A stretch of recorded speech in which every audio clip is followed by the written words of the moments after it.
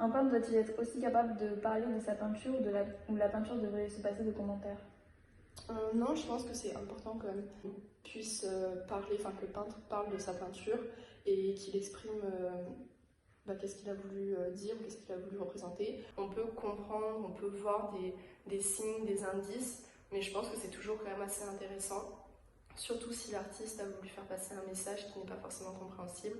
C'est important qu'il puisse mettre des mots juste dessus. Comme par exemple un texte, je sais pas moi, par exemple de Baudelaire qu'on ne comprendrait pas forcément, et il y a des personnes qui sont plus compétentes qui vont nous expliquer ce texte pour qu'on puisse le comprendre. La palette d'un peintre reflète, selon Amy Selman, un point de vue sur le monde. Quels peintres contemporains ont selon vous une palette unique qui reflète leur vision du monde? Du coup, avec cette question, personnellement, je pense à Yves Klein, qui a donc beaucoup utilisé le bleu, donc qui est un bleu qu'il a lui-même pu inventer, donc qui est vraiment un pigment pur de bleu, et qui, pour lui, au niveau de la représentation, en fait, c'est vraiment le bleu, ça nous évoque quelque chose de très large. Par exemple, ça va évoquer l'océan, la mer ou le ciel, donc vraiment quelque chose qui ne s'arrête pas et qui est sans fin.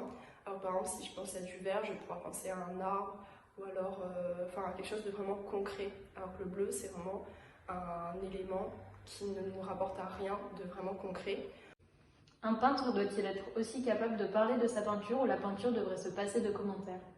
Je pense que c'est intéressant qu'un peintre parle de sa peinture, mais le problème c'est que des fois les explications elles sont tellement longues avec des mots hyper compliqués qu'on se sent complètement rejeté de l'œuvre et qu'on n'arrive même plus à l'apprécier en tant que telle.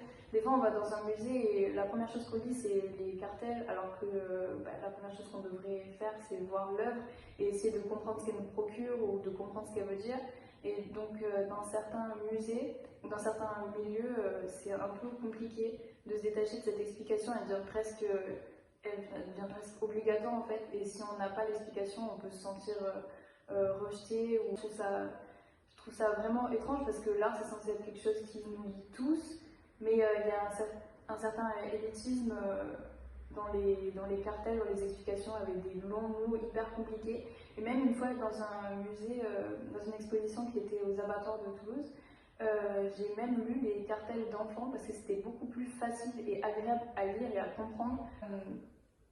Des fois, quand il y a un peintre qui exprime ses mots et ce qu'il voulait dire sur l'œuvre qu'il a réalisée, ça nous vole notre sentiment à nous qu'on aurait pu avoir et ce qu'on ressentait. On a l'impression que notre sensation par rapport à cette œuvre, notre interprétation, elle devient fausse, alors qu'il n'y a pas de bonne ou de mauvaise interprétation réellement.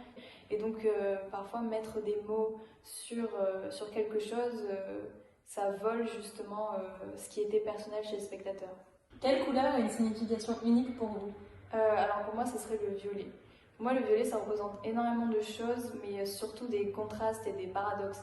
Par exemple, pour moi, le violet, c'est la douceur, mais à la fois la violence. Un certain érotisme aussi. Il y a une part de mystère dans ce violet-là. C'est presque comme si je personnifiais la couleur et que ça devenait un caractère à part entière. Quelle couleur a une signification unique pour vous? Alors je sais que j'ai particulièrement fait ce lien avec mes travaux de cette année, mais je me suis rendu compte qu'en fait la mer me manquait énormément et en fait c'est un élément récurrent dans presque chacun de mes travaux, en tout cas dans beaucoup. Et donc je me suis rendu compte qu'en fait ça regroupait beaucoup de bleu, beaucoup de nuances de bleu, et je pense que c'est une couleur qui me correspond plutôt bien. Et c'est vraiment un endroit où je me sens calme, la mer, et je sais que c'est un endroit que j'aime bien retranscrire dans mes travaux, donc je pense que c'est cette couleur qui me correspond le plus. Ouais. Alors, comment imaginez-vous de faire un art engagé? Je sais que pour le moment, je ne sens pas de faire de l'art engagé. Il y a beaucoup de sujets qui me touchent et que j'aimerais évoquer peut-être par la suite, mais je ne pense pas avoir encore les compétences et la nuance nécessaire pour faire un travail engagé, mais qui tombe pas dans les clichés, qui soit pas directement, par exemple, parler de la pollution et mettre du plastique. Et en fait, j'aimerais bien aborder des sujets que je trouve plus problématiques, mais plus tard, quand j'aurai acquis plus de nuances dans mon travail, quand je saurai un peu être plus délicate dans les sujets que j'aborde et pas mettre les deux pieds dans le plat. quand je saurais éviter de parler de sujets sensibles en faisant des travaux stéréotypés